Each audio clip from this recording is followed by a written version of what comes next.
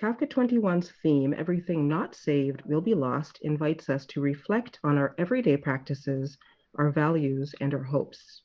It also asks us to think about the things that could and perhaps should be left behind.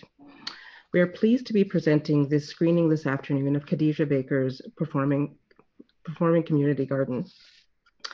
I'd like to acknowledge that CAFKA, we live and work on the traditional territory of the Attawandaron, Neutral, Anishinaabe, and Haudenosaunee peoples.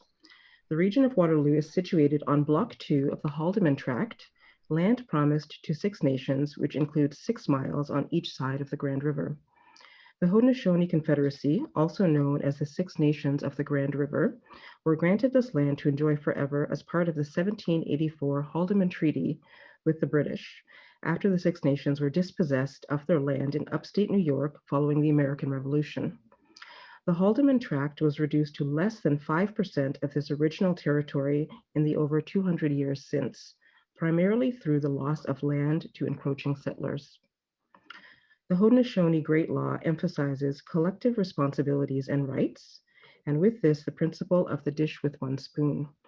A treaty extended with the Anishinaabe and the British, which stipulated that the land was to be shared equally, collectively, and with the utmost attention paid to peaceful relations and the conservation of lands for future generations.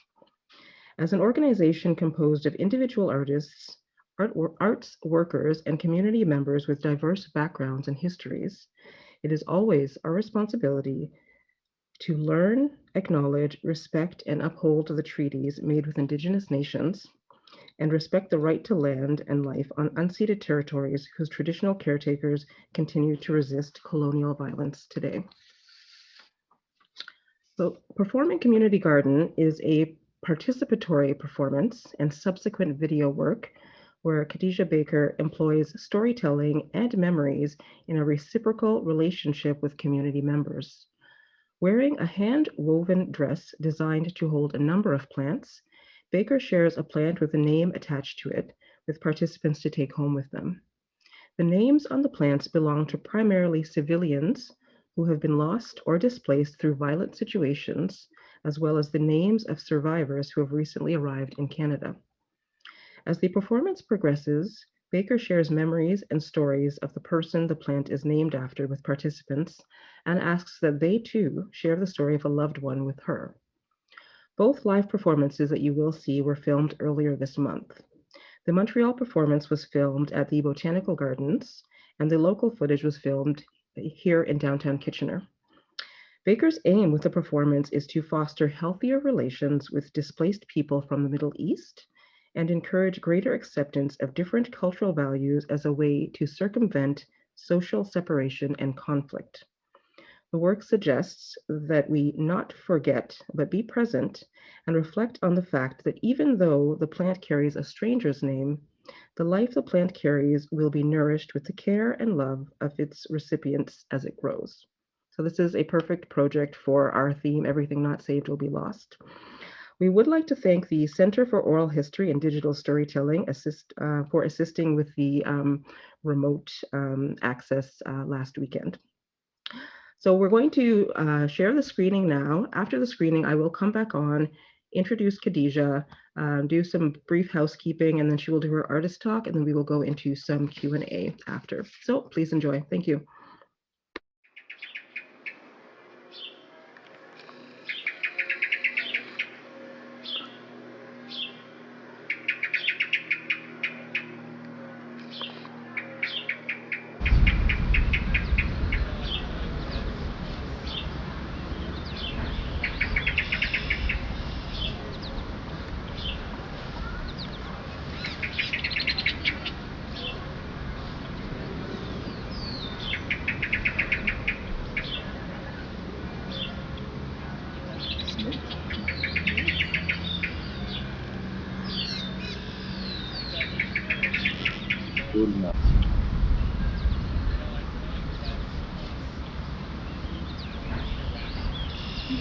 At the time when they fled their little town village, it was 2015, and and they fled to Germany with a big crisis of refugees. At the time, ISIS was surrounding the area and they were too close, they were so scared, so they decided to leave. They left to Turkey, and from Turkey they tried to cross the sea. And as all refugees, they took this risk and to have a safe life. So they had to take chance. They arrived to Greek finally, safely after a few failure.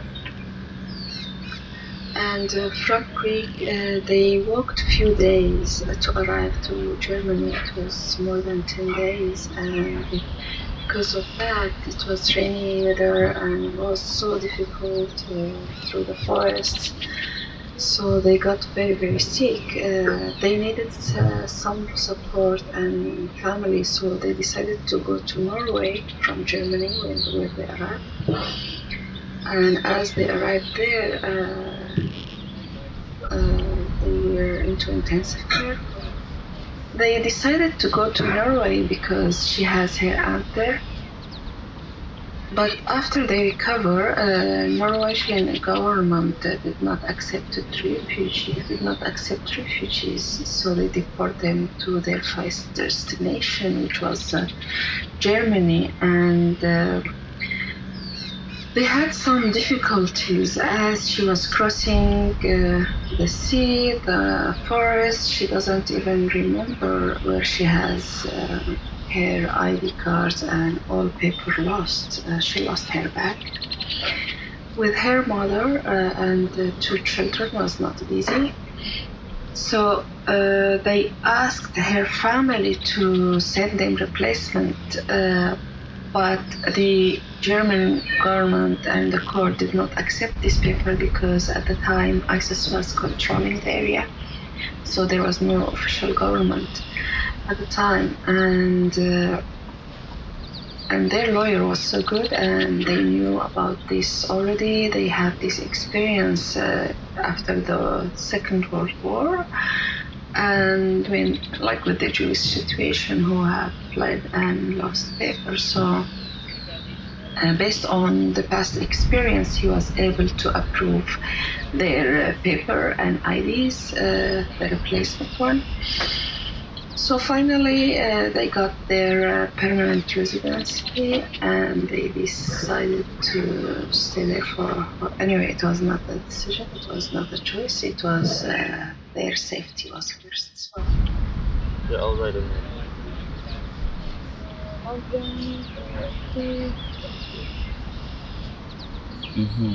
Precious person. Okay. June is the name of my grandmother, and she grew up in California, but escaped.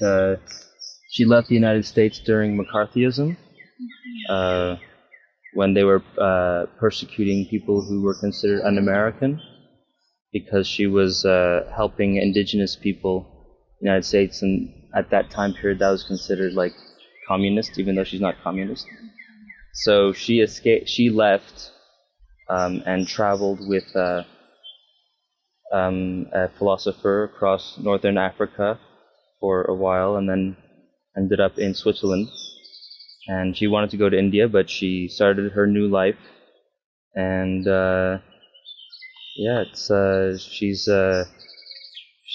she worked a lot with indigenous people from around the world her whole life, and was a very combative type of person. And I guess it's an interesting story, so I put her name here, June. Beautiful woman. And she was very free when she left, because when she was living in California, she was kind of like in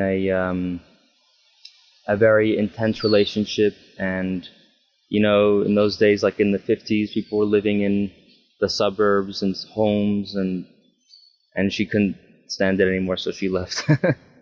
And she started a new life. So, and she met my grandfather in Switzerland, and that's how my mom was born. yeah. But she stayed there. She stayed there until she came back much later in life to visit, but she never came back to the United States. So she always stayed in Switzerland. Beautiful. And she has beautiful name. Yeah, June. And yeah, so I guess she also she traveled and made a new home. Wow. And in another way, you know, she left the United States, but still it's in her own way. So. Yeah, it's another way for us to live. Yeah, can I put this here? Of course, yeah.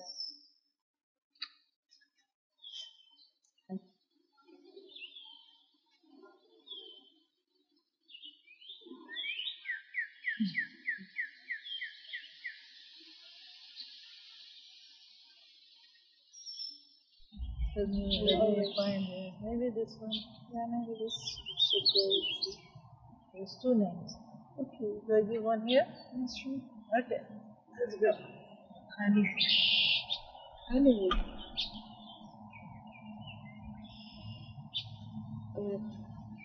Ali is a nice gentleman who I met in Calgary, Winnipeg. Yes. And I met him twice. He is a new refugee here, so it's almost a year and a half. Ali fled Aleppo, and at the time he was in his neighborhood, so he is Kurdish. So the militia around the neighborhood caught him and tortured him because he was Kurdish. He didn't speak Arabic well, so they assumed he was a stranger, even in his own neighborhood and the place he was born, and his grandfather was there as well. So because Ali was tortured, he was suffering still from memory loss. He was telling me how things happened, but there was always a gap there. And Ali started to have a very bad reaction because the brain injury. He hit his head against the wall, so his hands were shaking all the time. His body shakes because of the injury. He is still like getting treatment, but I don't know if he will recover. But fortunately, he is here now, and he has the care he deserves. Simply because he was not a person who was desired, he got this way to be treated. So this is Ali, and this is also a plant. It's a fruit. It's berry, strawberry. Strawberry. Yes, and this is a beautiful plant. It can extend a little. One can be so many. It can be a big family. In 1 year, it will surprise you how much it gives you back simply having it around you. Yeah. Oh, thank you. Did I put it back or it's mine? It's yours. But you can choose also to give me a name. This is lovely. If you wish, and tell me about the person. I love to. Maybe this one with no name. Maybe this one. Sure, that's tomato. That's tomato? It is tomato. Oh, yes. wow. It's too big. It needs to be in the ground. Yeah, it is lovely. Yeah, the earth has to receive the air. If you turn the air more, it will be much stronger, especially when it starts to grow. Definitely. That's so pretty. Yes, I plant many tomatoes at home. Beautiful. But this is also all cherry tomatoes. It's a surprise. I don't know what it is, what kind of tomato is this? But it will be a surprise. It will gift you with some sort. Yes. But it needs a name. Okay, I give her name. I give her Ziba. Beautiful. Yeah. Who is Ziba? Ziba was this photojournalist who used to live here. She's originally from Iran, but she was living here, And of course, she traveled all around the world doing photography, and she went back to Iran to pass through Iran to go to Tajikistan for a project. Then there was a student demonstration in Tehran, and she went in front of a prison, even prison, to do photography because they arrested so many young students, and they were in prison, and many parents, they were in front of the prison to ask for their children to be free. And of course, she was taking pictures, and the guards, she took their attention, and then they arrested her. They, of course, kept her there, tortured her, and they killed her in prison. And yeah, this is Ziba. I guess Tomato is colorful, and it's her character. She was very colorful. She was very brave, and yeah, that's her story. Oh, that's wonderful. I'm gonna plant it under her name. But this is perennial. It should be like kind of plant that invasive. Wow, so pretty. It extends by itself. It's viva. So you don't. It's not vivacious. No, It's not annual. No. Yes. Fantastic. So pretty. Yes, she is. It's possibly kind of daisy.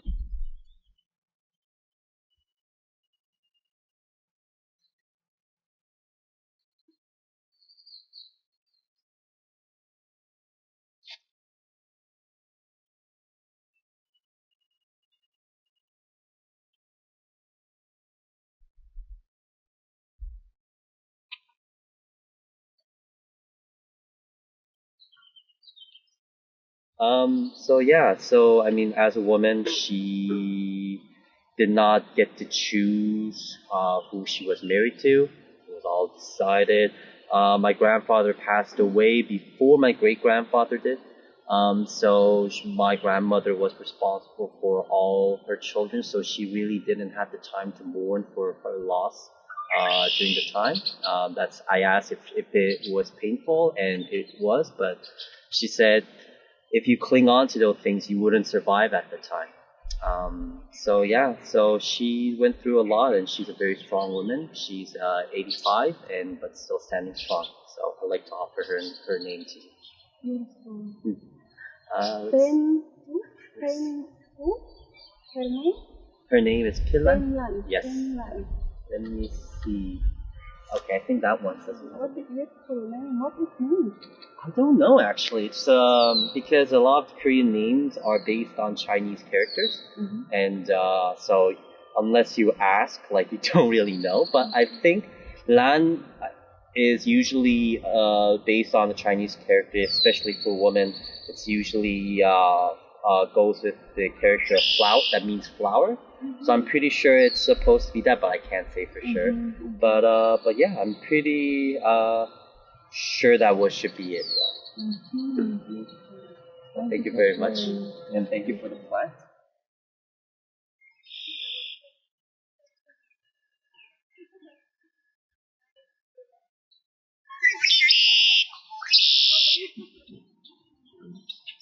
She was my third daughter. She was born at 1989. With her, as a woman, I had her at the age of 36. After struggling with myself and with my family, if I want to keep her or I don't want to keep her, when I was pregnant, finally I decided to keep her. And she was growing in me, and I was growing with her. And by having her, I learned that I have to be more stronger. And she taught me so many stuff that even with 2 kids, I never learned it to others. I had her in the best time of my life and on the worst time of my life. And we grew up together. It was hard at the beginning, that teenager crisis, high school, this, that. But I had so much fun with her. I think best my life, it was the day, when we learn how to connect with each other. I felt that we are one in two bodies. Like I had that feeling with her.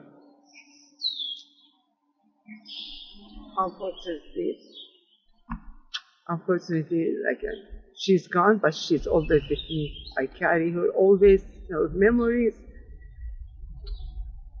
and her image, her smile, everywhere she's with me. And I name her in Arabic, as you know, there's a waterfalls. In Turkish, the same Shalale, that means waterfall.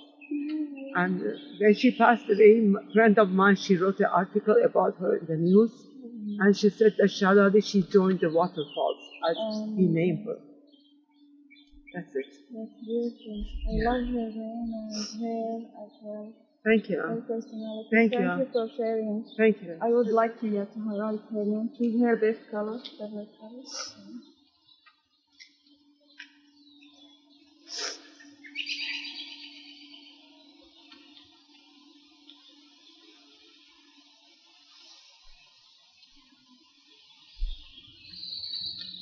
Thank you. Thank you, my dear. Take your plant. Take Shalala with you.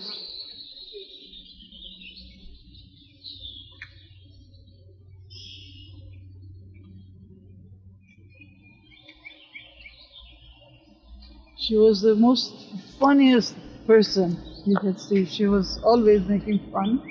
She was making jokes. She would be a great comedian. Shalala, yeah. Which year she passed away? She passed away, she said, 2013. 2013. Sorry about It was her birthday just 2 weeks ago. Oh my God. That's a good remembrance. Yeah. Definitely. I feel good to remember her. And yes, she should be strong. And you are Actually, strong I was with here. her. I had a picture with her on the other side of the. Wow, so beautiful. Yeah. You see, like, they are with us everywhere, in a place, in hearts. Yeah, everywhere. exactly.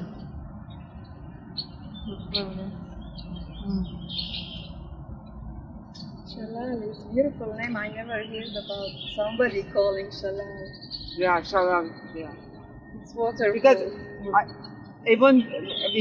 I traveled with her to Turkey, and near the city that we were visiting, Antalya, there were 2 waterfalls, and they call it Shalali. So the tour guide said, okay, we are going to visit Shalali. I said, oh my God, you are here with my name. Yeah, it was beautiful. She was born here, right? Yeah, she was born here. I miss her. And she was surrounded with lots of love, good friends, good auntie, good cousin. She was a good girl. What matters is the quality of life she had. Yeah, it's true.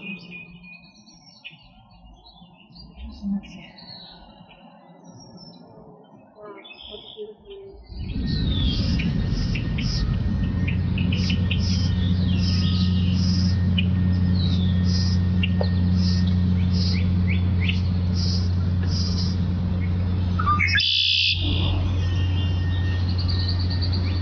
Exactly who she is, but she's a woman who was forced to be married, not by her parents, but by her cousin.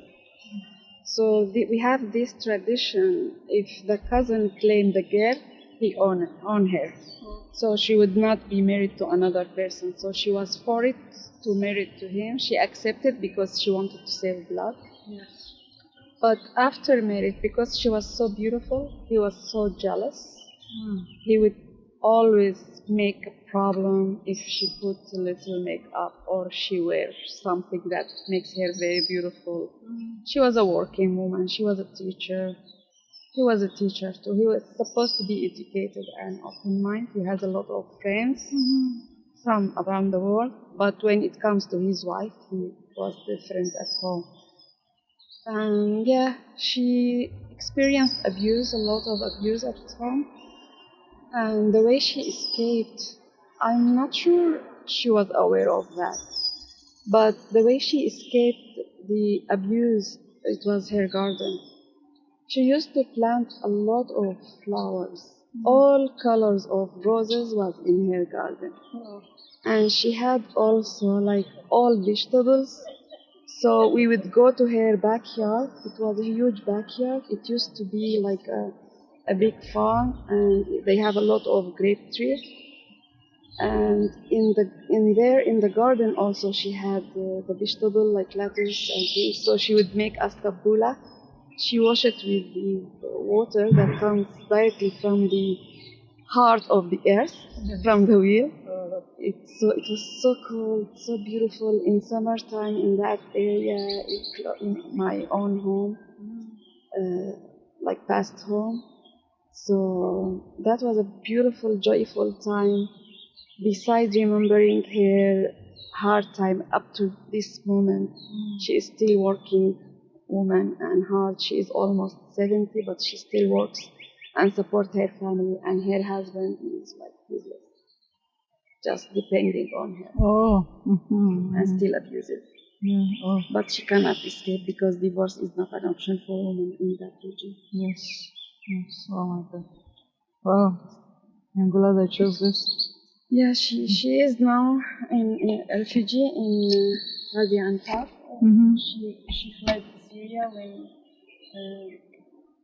there was a lot of attack and bombarding around our town. Yes. So there were Daesh from one side and Turkish surrounded the area. The under siege, they suffered a lot.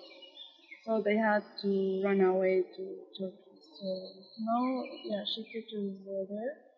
Still teaching, and she still takes care of her daughter, her granddaughters. My God. Wow. Powerful woman, like She this is. plant. Wow. Incredible.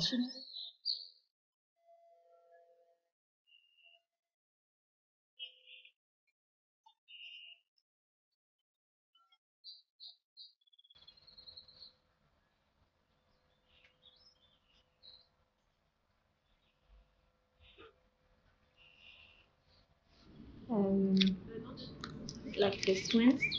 Do I put a name? Yeah, if it doesn't have a name, you can put. So I can write a name? Sure, yeah.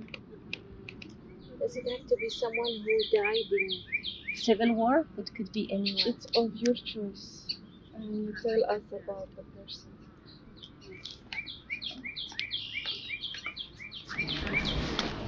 Oh my God, there's so many. Okay, I know.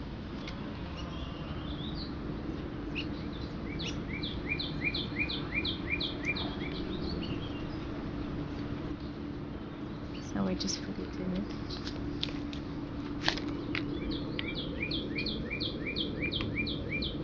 What is the name? The name is Iman. Iman is a young woman, 25-year-old woman, who was a blogger feminist in Algeria, and she was following my work, and she's from my village, and she was very active denouncing violence against women and unjust patriarchy treatment of women in Algeria. And she was found dead in 2018 in her apartment. She was an active journalist and blogger, and I'm working on her story too. So the work she did for women is continuing now with other young women. So I think it's the work of all the women in the world, but especially where I come from, it's quite tough to be a woman. Yeah.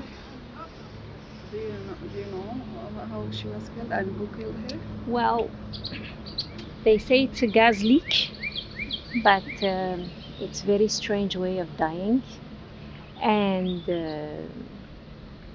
like there was not even like the police just closed the case. There was nothing done to find out how she died, which is another layer of injustice, not having justice. But most of the time they receive threatening letters or something like that. Yeah. Activists cannot survive these cases. Because she was really denouncing all these women, killed women, violence, the lack of freedom, press freedom, and religious, conservative religious interpretation of, so these are very taboo subjects that she was daring to denounce, and I think she bothered a lot of people. But she was extremely brave, and the more I do research about her, because I was talking to her via Messenger, and the more I was discovering about her writings, and she's just a very brave woman, young woman. So she could, Iman could have, is a woman who could be like in Afghanistan, in Saudi Arabia, in any of the countries where women don't have any rights. And I think it's important to tell their stories. I mean, just doing the work you do as an artist is even impossible. It's very hard for women to do this, So I think it's a global fight. A lot. Future is women, and I believe in that. Yeah. I think the most important thing is to unite the work that feminists do in the world. Because like in my country, it's very hard to do anything. That's why like I'm trying to make a documentary about it, and circulate the work, like the way you do your work, your artistic work. It has to become how you say in French, we say les battements des ailes d'un papillon. It's like each one has a little work to do, and then we're going to create this huge wave in the world.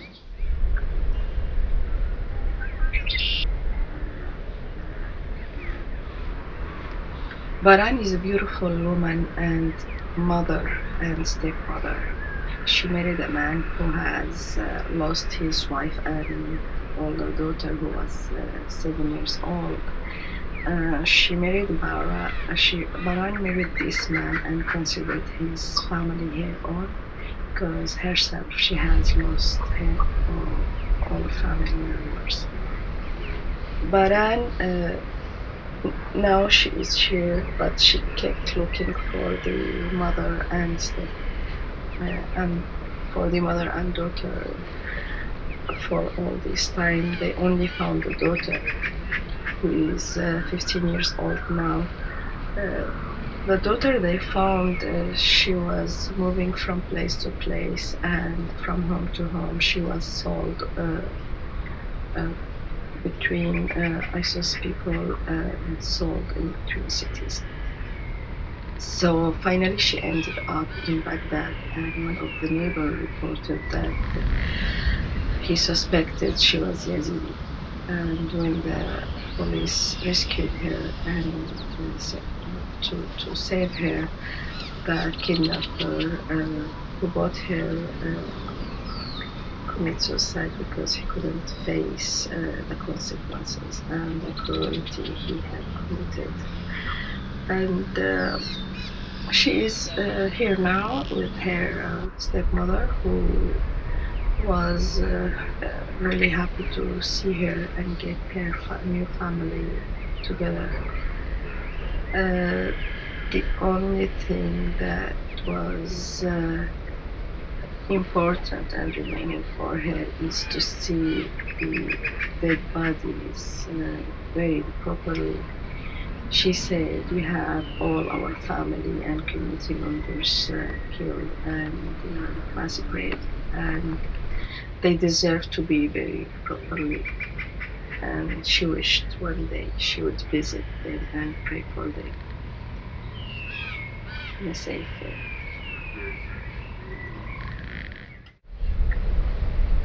It's impossible to sum up a person and a history about a person and a story in this simple description. Impossible. With the family, with the land, with her weight, her body is gone, but her memory, her story is there. Another name.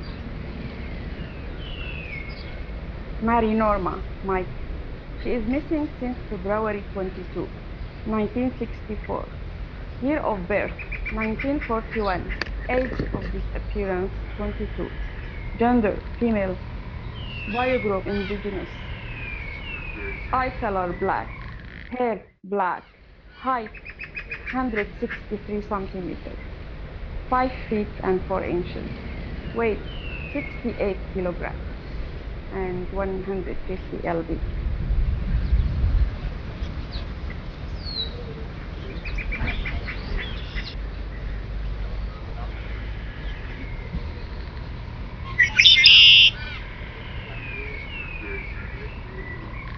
That was very beautiful.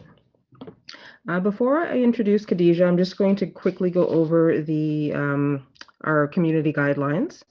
So we do have a zero tolerance policy for the use of slurs, offensive language, racism, or any other form of marginalization or discrimination. Any violation of these terms will result in the participant being removed from the session. We would like to make sure that this virtual space is welcoming to everyone. Feel free to use the chat to ask questions and make comments. Khadija will be giving an artist talk and doing some storytelling. So Khadija Baker is a Montreal-based multidisciplinary artist of Kurdish Syrian descent. She is also a core member of the Center for Oral History and Digital Storytelling at Concordia University. Her installations investigate social and political themes centered on the uncertainty of home as it relates to persecution, identity, displacement, and memory. As a witness to traumatic events, unsettled feelings of home are a part of her experience. Her multidisciplinary installations, textile, sculpture, audio, and video, involve participative storytelling and performance to create active spaces of empathy and greater understanding. Khadija.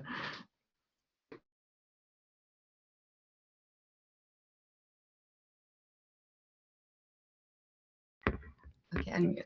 Yeah, thank you everybody for being here and thank you for this introduction. I'd like to thank everybody who is able to join us today and for the time. For all people who already shared their stories.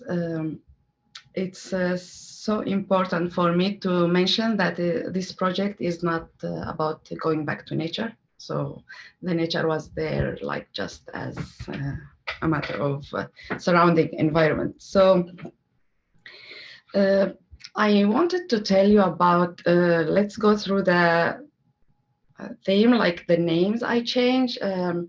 I want to tell you about a story from our background. The where I come from, the name were not permitted to choose a name from my own language, which is Kurdish, was not permitted because at the time, it's still the discrimination and this kind of forbidden language was still there.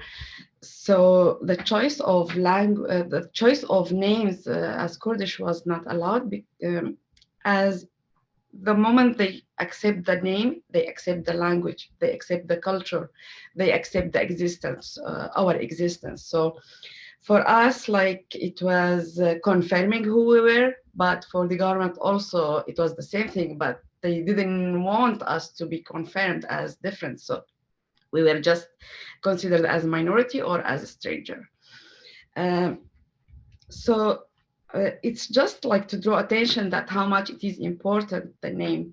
There is another practice that is happening by colonialism and it's everywhere. It's not only, I'm talking about my culture because I lived that, and I'm talking about the changing names of places. Where I come from, they were changing names of villages, of cities, of a place, simply because they did not want that language to be confirmed. And this practice is happening here as well. other places as well. So the place of the streets, the magazine, all the things were translated. So for us, like, the names are so important, and it was a starting point to this project. It was drawing attention to our identity and to prove like that our culture is really like there. It was kept as in our memory, and from generation to generation, we would knew that places has different name. It was just removed from the map. So it was also a way to change demography. So for the history to change, they were changing demography, and beside that, they were changing name. And this is the practice I wanted to highlight. And it's the same thing, like when a person, a refugee, comes from a place to another place, it's by their name they are stereotyped or judged or prejudged most of the time. So that was like simply my name would say, oh, maybe I am Arab, maybe I am, but certainly I'm not white. I'm not a person of European or white origin. So the accent is there, the everything is there. Like it's always suggests something. The name always suggests something, either religion or race or nationality or language. So I think when we share the stories of name, the name doesn't matter. What is matter is like the story it carries and how it was received. So the story, like I have given few stories of different women and different life they have survived, and it was just to draw attention that is it's so important for us to know where the woman position it is. We used to know that the woman was considered as a mother or motherland, even like some people consider it as a motherland, and also they consider the land as a mother. So there is a big relation between the woman body and the territory, the land. It is it's really equal. So when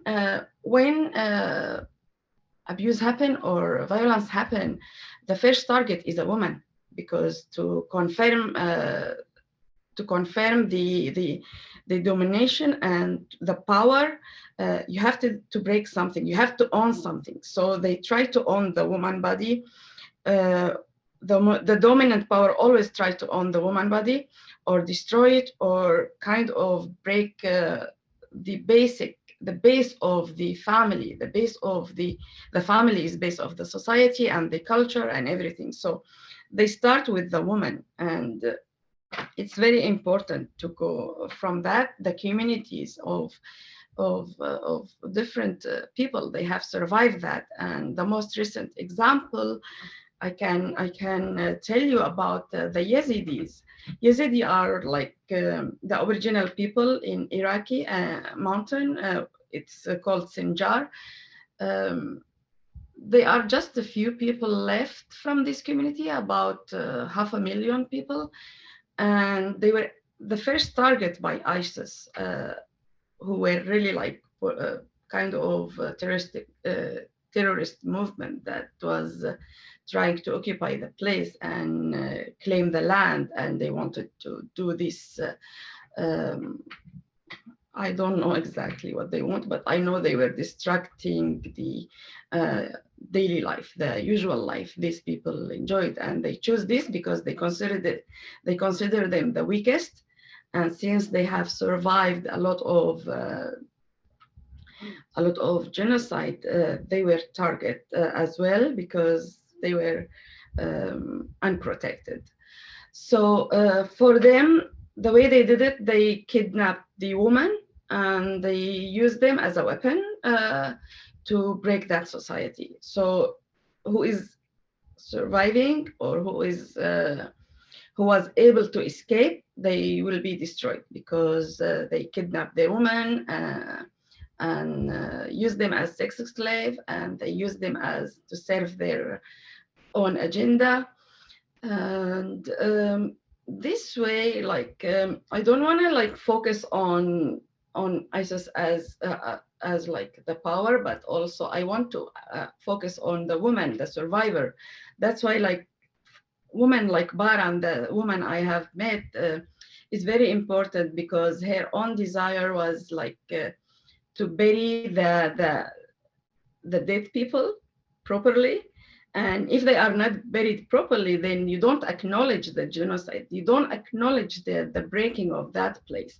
And even being here, is it really like that they are safe? But is it something that they feel? Is it something that they are living through? As long as their body are like their family bodies are not buried, or the genocide is not recognized not internationally, the justice will not happen.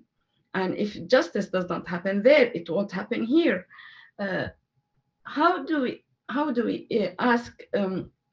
We would ask community to tolerate each other through the story. Like, these people did not have a choice to be here, but also now they are part of this society. So to be able to it's so complex, it's so deep in terms of this forest displacement is not easy to deal with. So these people were forced to be here. They don't know anything. A lot of them are uneducated. We cannot, they want to belong here. So the only way they have to belong here is through things they know. Agriculture, it could be like farming, it could be something, the basic life they lived was very simple, without education, small villages, and basic needs. They didn't want a lot from the life, but they were forced to leave their place, their life, and they are here. But since they are part of this community, we have responsibility toward each other. They have kids, they have children, they, by few years, they will be adult and young, they will be part of this society. And this place is still receptive to new people who come. And it's important to acknowledge what they have been through. It's kind of like, when we know the story, it's kind of like we learn about that, but also we notice our own behavior. Like, so when, before we judge, before we say something, before we should learn about each other, like what has happened, why these people are here, why these people do not learn the language, why these people do not work, why these people do not get integrated. Like, all this kind of question comes, but there is a story there. So, and without acknowledging all these things, without knowing all these things, it's hard to go through like the history of this place as well. So they are now part of it. They are here, and whatever happened, whatever good thing happened in any place, I think it adds up to the value of humanity. And if we don't collaborate, you don't know where is the next war, where is the next injustice happen. The injustice here is like the Yazidi women are example in the Middle East, but there is example here as well. The Aboriginal women, they are a lot of women are missing, and they kept missing. We should, like, one issue is like parallel to that issue, what they do about that, what we do about that, and how do we acknowledge, or how do we correct this kind of behavior? Like anything that support the community, it will be like it will be starting from women. It has to start from women and family and children. And if we don't go through that, I think it will be so hard for us, like, just to speak and say nice words and simply all this like simply just do kind of like I don't know, like I am not in the position to judge. I am not Aboriginal, but I feel like the real act uh, to these people that is doing the justice, and not like just simply sitting and acknowledging by or say up or bring apologizing things. It doesn't work this way. Knowing these people, like the people I have met from Yazidi, like how many genocide happened, they had to survive. So it could take different shape. It could take different way of happening. So, I think this is very very uh, important, and this is the reason like why Aboriginal people or girl, like I would say, are still missing. They are kidnapped, tortured, and they face violence, and their body is still used. Uh, so there is something need to be worked. I have no idea, like if this isolation or things like is something we should reflect on. For a long time I felt like, oh my god, yeah, I'm here on the land of the on this land. Am I stepping on somebody's dead bone or somebody's thing? So this feeling I carry because I know what it means, what they have been through, and the more I stay, the more I learn. I go deeper and deeper through that.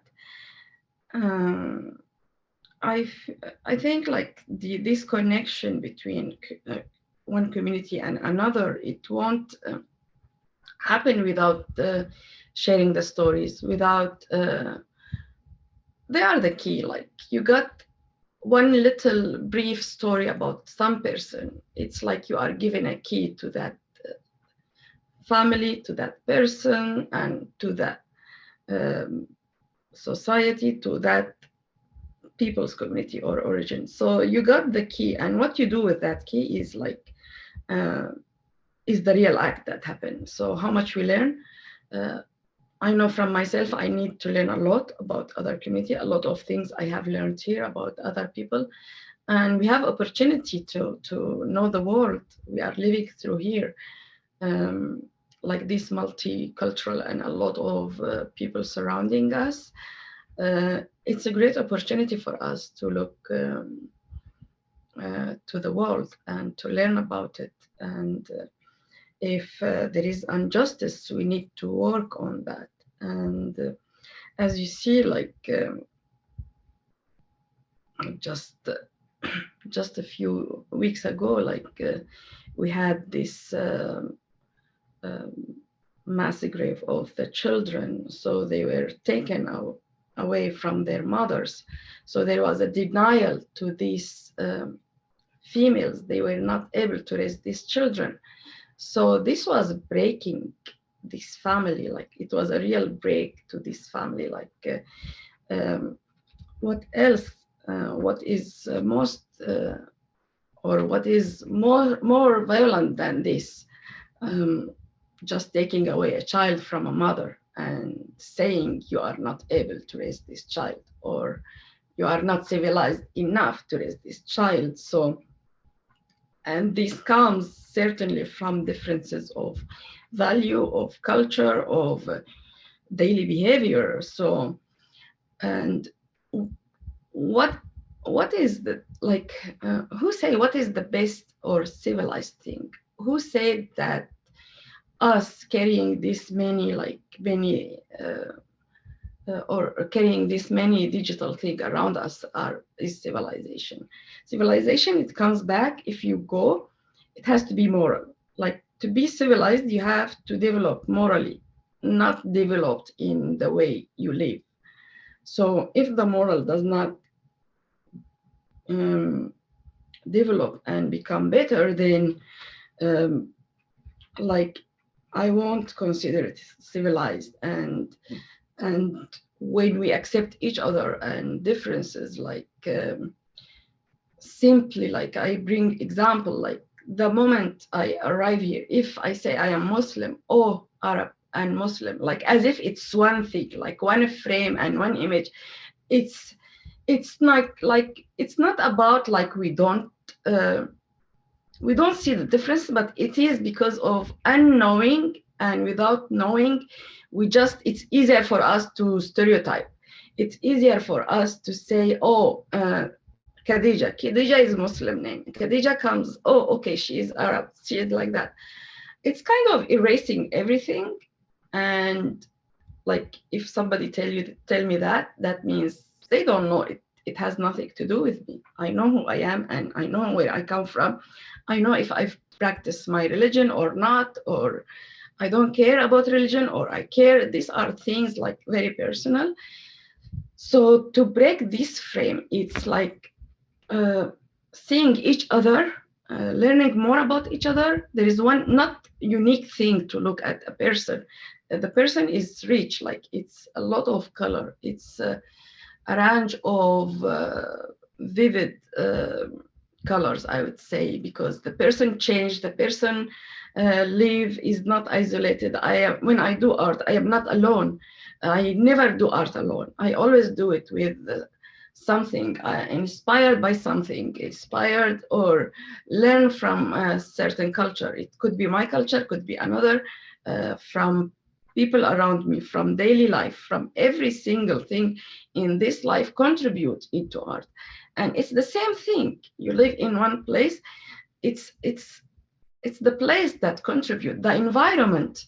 So the place, when I say place, it's about people, about daily life, about how we eat, how we drink, how we share the language, how we share the public space. All these kind of things are things I am kind of like putting everything on the table, but these are things are so related to each other. You cannot work on something and leave the other. Every single work toward anything, it will contribute. You work for women, then you contribute to the society. You work for human justice, you contribute toward the woman. You work for the environment, you contribute for both the family and life. So everything has to be lived as a unit. Like you see everything, you see the trees is a being, the vegetable are being, they are consumed, they go through us, they go back to earth, we go back to earth. So all these kind of thing, like just think for a while, our differences are valuable and our similarity are valuable too. We don't need to have these big differences or very similarity to be able to understand each other and be close to each other. So maybe I talk too much, but I would like also to keep some space for question and answer. I will be happy to share with you any detail. Thank you for sharing that, Khadija. I have a question, so I'll go first. Can you tell us more about the dress? It's so beautiful. Can you tell us what it's made of, how long it took you to weave it together? Oh, wow, that is a painful process. It took me like more than a year to do it, for sure. And after isolation, the way it was developed because of the isolation, the COVID, it made it extend more to the ground. And maybe that was the only good thing about COVID. It makes it more beautiful, maybe more present, and more related to the surrounding, and to cover my face. So I used raffia, and basically this is a needlework. Like I had to weave the raffia is a kind of plant. I needed to weave them and work with the needle to attach this rope together. So basically I need to make the rope, and from the rope then I sew them together until I got this shape. So from time to time I needed to take a break, and because of isolation thing and having vulnerable kids with me, I couldn't have somebody to assist me. So I was working from my studio, basically. And I am a person who need to see the process. Like I couldn't give this to anybody, so it was my own work. I needed to have this to carry my body, to carry on my body, because these plants have names, and the names are memories and people, stories and communities, everything. They carry everything.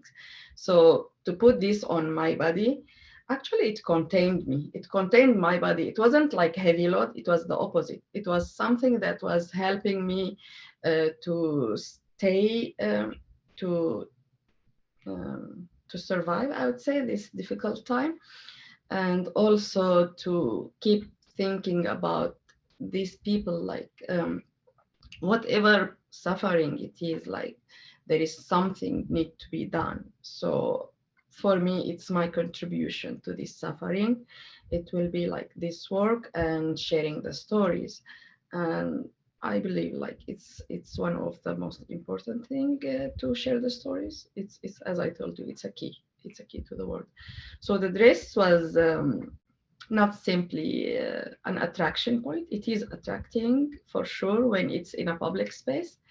And because I choose to stand in a public space, I wanted to confirm my existence. And when these names and plans with the people there, with the people's memory there, I was confirming a space, and I was standing on the land. It was really physical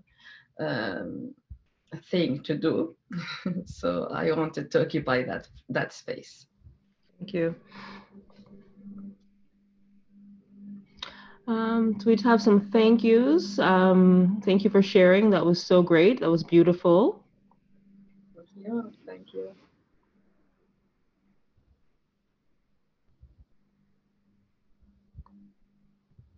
Thank you for your words and sharing your process with us. So beautiful. Thank you so much.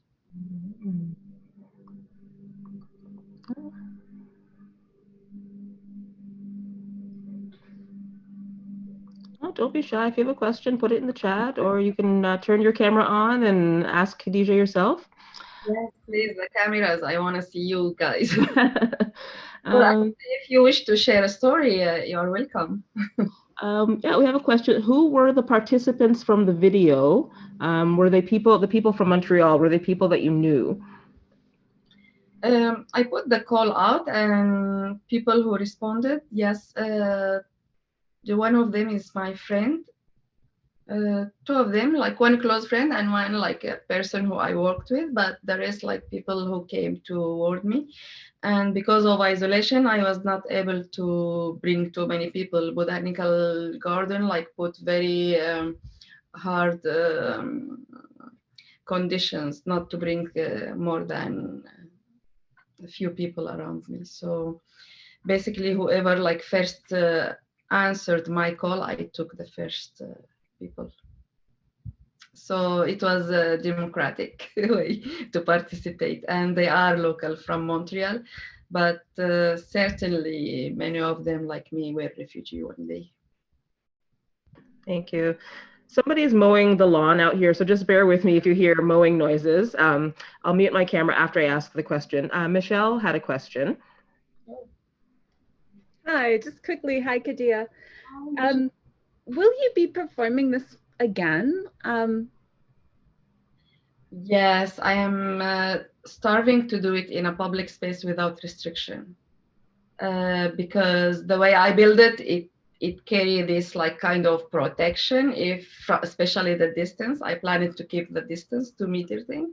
So I really wish it will be one day allowed to have the permission to do it in a public space. I want stranger to come and like more thing to discover, to explore, more than like things through like just connection or through people who really have interest in art. I want to have something that happen in real life, like anything. You encounter somebody, you want to know about them and what it will be like their reception for this kind of a stranger name or the plant or whatever. They certainly they will take plant. People love plants. and they know it or not, they will take the plant and they continue the performance. After I go home, they take care of the plant and they continue behind. Yeah, after that. I love the stories. They are fantastic, and they remind me so much of all the stories I heard from my family growing up. So I would love to participate. So anyway. Sure, certainly. Like if restriction allowed, I will go. I would love to go to different places I don't know anybody. Even I am a very shy person and not a good storyteller, but I have like this urge, this kind of thing to do that. So I feel it's important.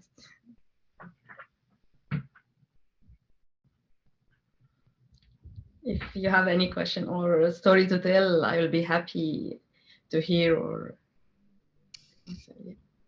Mine isn't really, well, I think I have a question somewhere in here, but I just want to say it was a really powerful piece. And one of the things that I was thinking about as I was listening to the video was that, you know, and I've thought about this a little bit in terms of just public art and just the challenges of doing like a piece that's about memorial. And one of the things I think that your piece does so beautifully is it is able to combine kind of memorial, but also with this community.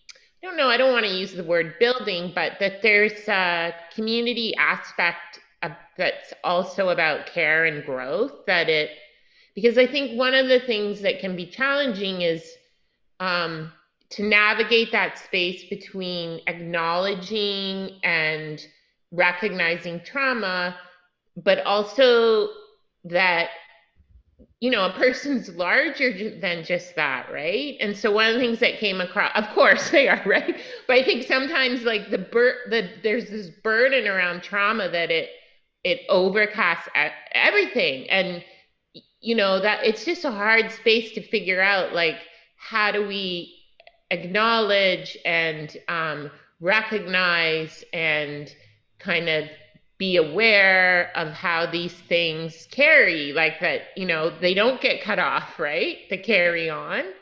But at the same time, like you know, it was really beautiful to hear some of those comments, like about the person, like, oh, they're such a comedian, and, you know, that kind of this, I guess, a bit more whole, or somehow these other aspects. So I felt that there's a really nice, yeah, you have this really beautiful way of navigating the kind of troubled waters that can kind of have some calm and have some, maybe even something a bit funny, or, you know, can kind of have the full spectrum of emotion, which I thought was really powerful. And I was just wondering, like, I know, you know, this is a, you know, a newer piece and has had a couple of iterations, but I was just thinking about, like, yeah, ways to archive it now that these stories are coming in. Like, obviously you have the video, there's transcripts, and maybe there's, I mean, I think an archive can be important, but I also think there's a lot of power just in terms of an oral tradition, that the piece only exists when it gets spoken or something like that, or maybe there's a transcript available. But yeah, I don't know. Have you thought about kind of the archival nature of it? I mean, I know there's the thing, the audio thing that you're a part of, the digital kind of organization too. So obviously that's an archive, but yeah, just in terms of the piece, I started thinking some of those things. So, okay, thanks. Thank you. It's like a living archive that goes here. Today is another place. It's important you mentioned the birds and things. I find out, like, most of people like to share the difficult stories, and especially in this kind of work. So the birds were there to remind, like, the choice of the place was there, like the beauty, the choice. We have to remember these people have also beautiful things in life, as if like it was the environment. So I wanted to, like, give you the the joy of the place and the seeing and there. So the birds as well. So it wasn't so heavy when you receive it. You don't carry this difficult trauma on you. No, you listen, you witness, and then you don't yourself become sad. I don't want you to be sad. I want you to be aware of what they have been through, what these people have been through, and what is their life. So the empathy for me doesn't work. Like I for a while, like I worked with empathy, but I find it's not really um, a practical way to deal with trauma. Like it has to be like acknowledging this or understanding it, but empathy, like sometimes you put yourself into that into the other person, or you carry their feeling. You cannot, like it can't work, because your emotion, your thing will work on you in a way. Maybe your reaction won't be like this as powerful as a person who is like, you have this distance, you see a problem, you go solve it. There is a big difference between like carrying a problem and react to it, and just witnessing a problem and go and react to it. So for me, like it was that way. That's why like I wanted to confirm the beauty, to confirm the real life, like the surrounding, the body, the water, all these kind of things. So the choice of place or even public space, like whenever I go, there will be life. Wherever I do that, that's why it is a public work. Not like it wasn't meant to be done in white books. So it was to be in the middle of life. Something will happen, it will go away, and it's continuous. Like when the performance ends, it ends because I go home, but people care of the plant. The plant might die, might there, but they carry somebody's name. They carry the story, they hear the story. So what it will do with them, then it will be another thing, another stage, another level. So like, yeah. And it's a new project. I am still like, sorry about the quality of the work, especially the sound. I'm still working on it, and it needs a lot of things. And I will have all this archive online. So whenever like I got people to accept, I record them, I will do that. But even if you hear, that doesn't mean they don't have story, doesn't exist. So I am coming from a culture that has oral history background. We carried our oral history through generation. We carry it within us because we are not allowed to write or to have intellectual practice like writing or language or other things. So the story were within us. Wherever we go, the story will go with us. So it's the same thing. Like if people come and participate and say the story, I will carry part of it. It will become part of my memory, and what I share, it will be part of the other people's memory. So that doesn't mean it's not there, it doesn't exist. It happened and it's shared, it's there, it's taken care of. You remember one thing at the time is it's like it's changing us. Whenever I hear something, it changed me. And I'm not the same person as yesterday, as before. And before listening to people's story, it adds to me. It makes me, I'm trying to make myself more aware of what's going on, and I hope this work will do this job. Yeah, thanks. I'm gonna really take that. I love that your response about this relationship between empathy and witnessing, and it's an astute comment. So thank you. Thank you. We have a lot of thank yous in the comments. Does anybody else have any questions they wanted to either type or ask Khadija directly on video? Can I speak? Yes, please go ahead. Yes, hi Khadija. Hello everybody. I just wanted to say you occupied the space so beautifully. It was just gorgeous being in that space, and I think you chose the indigenous garden there. It was so beautiful, and it was so incredible to you perform there. And I felt, looking at you, I felt you were part of that garden. You belonged there. It was so gorgeous.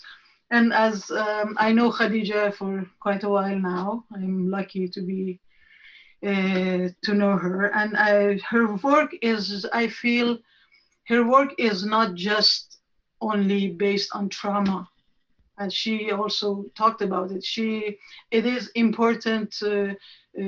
She gathers people's story with all their tragedy and the beauties existed in those stories. Because us coming from other parts of the world, coming as refugees and immigrants, we can't bring so many belonging with us. We might have little small suitcase with us, but the only important things we carry with us, it's our memories, our backgrounds, the stories that we like to share. And and I think it was so gorgeous, Khadija, you allowed everybody to come and share those stories like that. Thank you so much. I just wanted to give this comment. Thank you. Thank you, my dear. Thank you also for participating and sharing the stories. I love Ziba, like through you, of course. Yeah, it's always important to acknowledge and acknowledge that as a person who have no, like, Syria is my country, but also like when I bring up like my Kurdish identity, it's not about nationality. It's not at all about that. It's about what we were not allowed to do, what was taken from us. So it's always like when I chose the native space in the botanical garden, it's to acknowledge like I am on their land today. And this is where I share the story, my existence as well. It's, I was a guest and I am a guest here, but I belong to this place for now as my children are born here. So it's always like I wanted to create a relation with this place, like to belong here. It's not easy. It will not be easy at all for the first generation, for sure. I still have the accent, so that's how, like, I don't work on it at all. So that's part of our existence here. So me as a guest here on this land, it will continue. Unfortunately, we don't have other place. So we are, not unfortunately, actually, I am happy here. I love this place. I cannot even move from Montreal. So since I arrived here, I fall in love with it. So it's the memory maybe that makes us like how much we share. Like every time I talk to other people, I know that, oh my God, I am not the only carrier for this kind of story. And I am not only the only carrier for this kind of joy, for this kind of honor, for this kind of activism, maybe. Like I don't claim myself to be activist, but I work on social issues. So through the art. So like Shahrazad, whenever things happen, she's my beautiful friend and she's activist. When she participated, she talked about Ziba, and she never met Ziba. This is what you don't know. Like she learned about her through her pictures, like her archive, and through her son. When she was killed as an activist, she wanted to take over her right, so to have justice for this killed woman through the dictatorship. So she's through the freedom we have here, through the justice system that is still open. Let's say, hopefully it will be fully practical. It might not, as the case of Ziba, they did not win the case. But Shahrazad made a beautiful friendship with the stories she put in her notebook, through her videos, through her images. She became very close friend to Ziba. And me, I got to know Ziba through Shahrazad. And I love and respect this person. So sometimes, like, even the person is not there, what they leave behind, it connects us. Like, this is how I got to know Ziba, her son, or her, like, through Shahrazad. She kept telling us about her. And I think these are things that make our dry life a bit more wet, more flashy, more vivid. Thank you. Michelle, did you have another question? Was your hand up earlier? Yeah. It was. I mean, I'm really interested. I could talk about this work all day, and I don't want to keep everyone all day, but like the idea of the landscape and choosing the botanical garden, I think is a really fantastic backdrop, because when my mother was born in a refugee camp, and when they came to Canada originally, they were sent to Saskatchewan. And my grandfather always said, he's like, oh my God, where have we gone? This is terrible. Like, it was just flat, boring. And he's like, we can't stay here. And somebody told him, he said, oh, Niagara-on-the-Lake's really beautiful, you should go there. And so he said, as soon as he finished up with the work he was doing, they moved to Niagara-on-the-Lake, and he said it looked so much more like home, like where he came from, that it's like he thought, this is where I'd like to live. So the idea that, you know, just the visuals of this space have so much of an impact to someone from where they're coming, and either positive or negative, depending on how their lived experience was. Anyway, I thought the images were gorgeous, and the dress looked so beautiful in that space. And it gives a softness to the stories. And just, I think the idea of a natural setting really takes away that noise of city and makes you focus on what the person is saying, and concentrate more on the story, which I really enjoyed. The other part that I found really interesting is when you talked about names and how names are so important. And my mother was named after the woman who delivered her on a moving train when they were moving from camp to camp. Wow. And my mom gets so upset because she hates her name. And her name was Irmgard. And my grandmother had never met this woman, had no idea who this woman was, but named her daughter after her because it was such an important thing for her to be born on this moving vehicle. And my mom's like, that was a terrible idea. Why did you name me that? I hate this name. Oh. But it's interesting, the relationship that people have with names. Like they can carry so much meaning and have such a positive or negative, depending on how people love or hate their name. But